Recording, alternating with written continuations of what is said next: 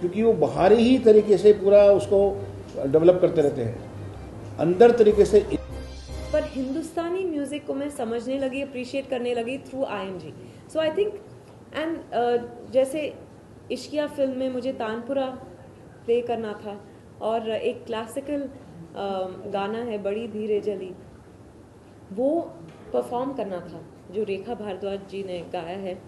और because I was expose to Hindustani music, because I appreciated that, I enjoyed performing that. और एक personalize आप तभी कर पाते हैं.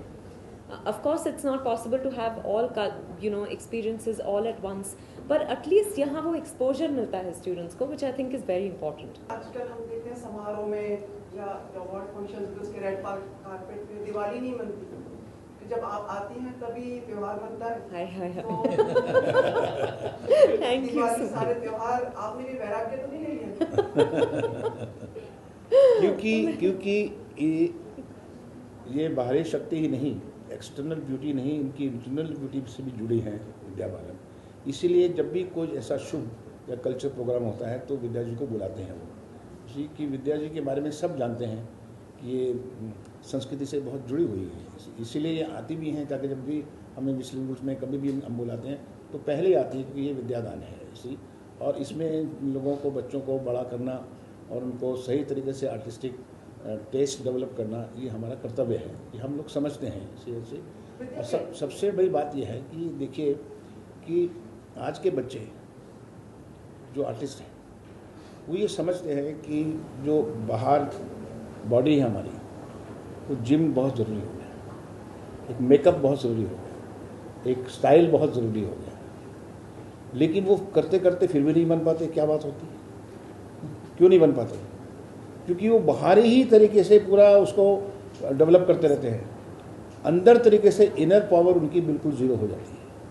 तो ये जो फिफ्थ वेदा की एक्सरसाइज है, ये आपकी एक मेडिटेटिव एक्सरसाइज है जो कि आपकी इनर पावर को जब स्ट्रॉन्ग करती है तो आपके चेहरे पे तेज़ आता है, आपके चेहरे पे एक सच्चाई आती है, आपके चेहरे पे एक कॉन्फिडेंस आता है।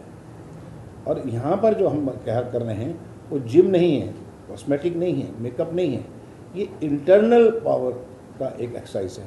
इसीलिए हमने जो आईप्रे रूम खोला अभी, जो भी विद्या जी ने उसका उद्घाटन किया, वो एक आप देखेंगे जाके, आप ज़रूर जाइए एक एक करके और देखिए कि उसमें एक मेडिटेशन सेंटर बनाया है विस्लिंग वुड्स ने, जिसमें कि बच्चे लोग जाके 10 मिनट 15 मिनट सिर्फ साइलेंस में बैठते हैं और वो अपने आप से बात कर सकते हैं, अपने अंदर झांक सकते हैं।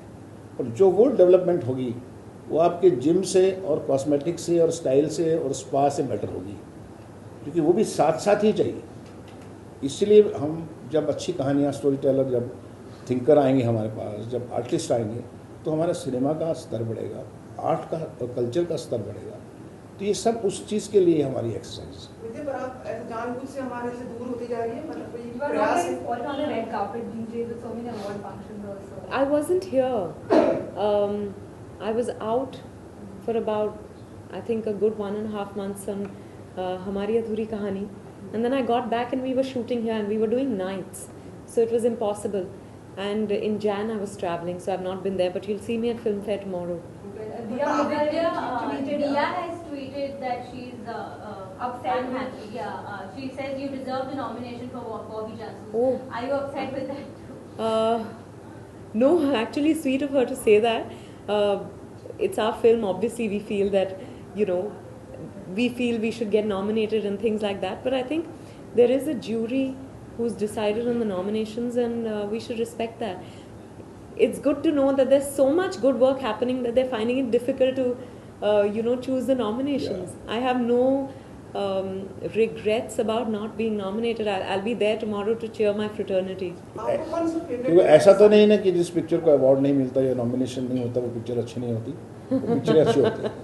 आप पिछली लिस्ट लगा के देखिए, और 60-70 की बहुत सी क्लासिक फिल्में हैं जिनको कुछ भी अवार्ड नहीं मिला था और 40 साल तक जिंदा है वो पिक्चरें, आज भी वो क्लासिक मानी जाती हैं, लेकिन अवार्ड नहीं मिला था। अवार्ड डिपेंड करता है उनकी कंपटीशन में कौन सी फिल्में आई और जूरी किस किस्म की है, उनकी क्या सोच है। तो अवार्ड ना मिलना भी, लेकिन फिल्म का अच्छा होना अपने आप में जीत है, इसी वो बहुत बड़ी बात है। Also I think because they're popular awards, if the film is successful, you know, it's you count in the nominations. Having said that, like I said, I have absolutely no regrets. So that makes me ask you one question. How much do you trust in awards? How much faith do you have? Because there are many actors who are not going for awards this year. No, I have been the recipient of many awards, and I believe in them because all I've done is done my best on films, and awards are a form of appreciation from the fraternity, from audiences, and I respect that. People have all sorts of conceptions and misconceptions about awards. To each his own. विदेश साल आपको सबसे किसका काम अच्छा लगा क्योंकि आप एक अभिनेत्री हैं वो तो जरूर I loved Kangana in Queen. I absolutely loved Kangana in Queen. जब फिल्म रिलीज हुई तो मैं नहीं देख पाई थी. I saw it on a flight recently and she was. अच्छा विद्या एक चीज ये थी कि सुभाष जी के यहाँ पे आए हैं बाकी तो हम लोग बुलाते हैं पाएंगे तो क्योंकि मैं कह रहा था कि अब थोड़ा खेल क्रिकेट वर्ल्ड कप आ रहा है, हम सभी शायद कोई ना कोई चाहता होगा कि आप इंडियन क्रिकेट टीम के लिए क्या कहना चाहेंगी क्योंकि वर्ल्ड कप शुरू हो रहा है. क्रिकेट भी फले, पॉलिटिक्स भी फले, मेडिसिन भी फले, इंडो पाकिस्तान भी फले, सब चीज़ें फले, ये आशा है. Thank you very much. चलो अभी डाइवर्ट कर दिया ना topic boss. I'm honestly not a cricket fan. जब इंडिया पाकिस्तान मैचेस होते हैं तो मैं ज़रूर देखती हूँ. Otherwise not really. Indian cricket team ने कहा है कि विद्या बालन से स्पेशली विशेष चाहिए. हाय ऐसे कर दीजिए. इंडियन क्रिकेट टीम को मेरी तरफ से all the very very best. Do your best and Ma'am,